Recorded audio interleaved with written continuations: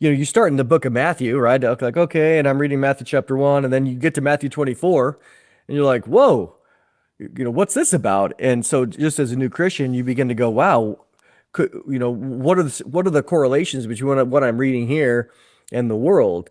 And so no doubt there were certainly correlations, Israel coming back as a nation, their conquest of Jerusalem in 1967, all the temple preparations, all these things. And I began to go, wow, we've entered into the end of the age. I mean, that's what the language that the disciples used with Jesus is, what are the signs of the end of the age? And so, being that it's been 2,000 years, almost since Jesus ascended into heaven, you start realizing, okay, what's the difference between now and, let's say, in the year 1500 or the year 1200? And to me, it's beyond, it'll strain logic to say that we are not witnessing these signs begin to really come into a solid fulfillment. Again, if I was living in the 1820s, yeah, I believe theoretically the rapture could happen at any moment, but Israel wasn't around. And now Israel's been around for 77 years. And so we're approaching really this time frame that every angle that you can look, every piece of the prophetic blueprint has fulfillment. And I'm not saying it's tomorrow, but we're seeing, we talk often about stage setting. The stage, and you watch a play, the stage is being, it's developed. There's certain levels that are maturing faster than others, but the stage is 100% up there. And so that's the fascinating thing to watch. It's not make believe anymore. And we saw that really in America with the whole COVID situation. I think that changed a lot of people's thinking. Definitely did. Definitely kicked off a decade. I mean, I'm 23 years old. I've not been alive for very long. Even I can see the difference between when I was growing up as a teenager and since 2020, since COVID. I mean, it just seems like things are accelerating very, very quickly.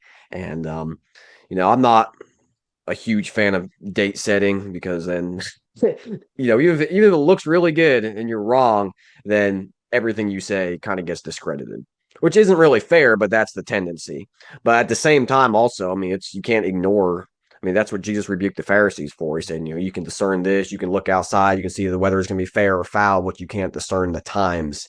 And the times are upon us. Like you said, the 2,000 years is close to being up. It's not going to be 1,000 years in the future. We don't know when it's going to be, but it's going to be soon.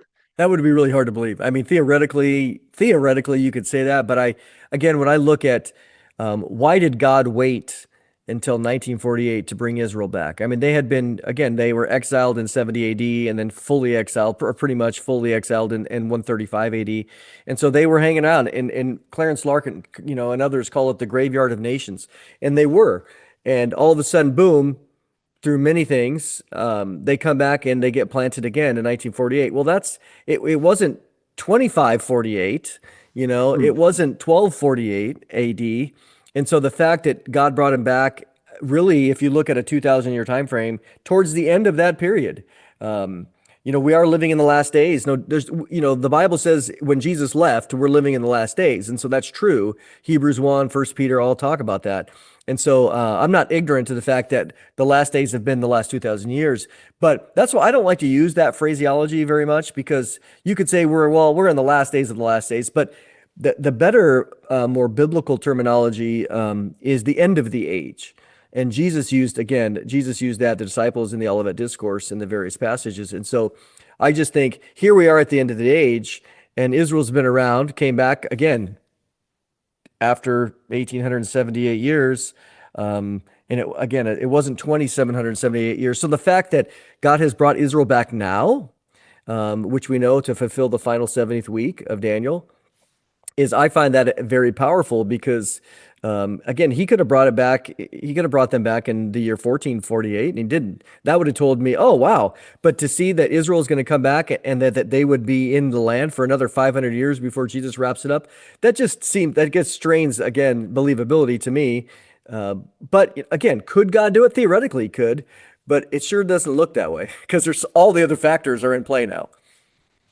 Exactly. I like the way you said that though about how, when you set a stage, there's preparation for that, and we're seeing that now, the stage being set for that. And well, I'm going to go to Matthew 24 here in my Bible, and we'll kind of kick this off because This all has to do with what we're talking about today with Israel and stuff, replacement theology, the dispensationalism, being basically cast aside. But Matthew 24 here, what we were saying about that stage being set, I feel like that's what's being set right now. Because Matthew 24 is, of course, to the disciples. This is to the Jews. The Christians don't go through the tribulation. We understand that. We're pre-trib. But he says in verse 9, then shall they deliver you up to be afflicted, and shall kill you, and you shall be hated of all nations for my name's sake. I think we're seeing that now. Not necessarily they're not being delivered up to be afflicted. This would be tribulation context to the Jewish people, of course, but we're seeing the shadow of that start to come. And it's like when you see someone walking down the road and you see their shadow before you see the actual person. We're seeing that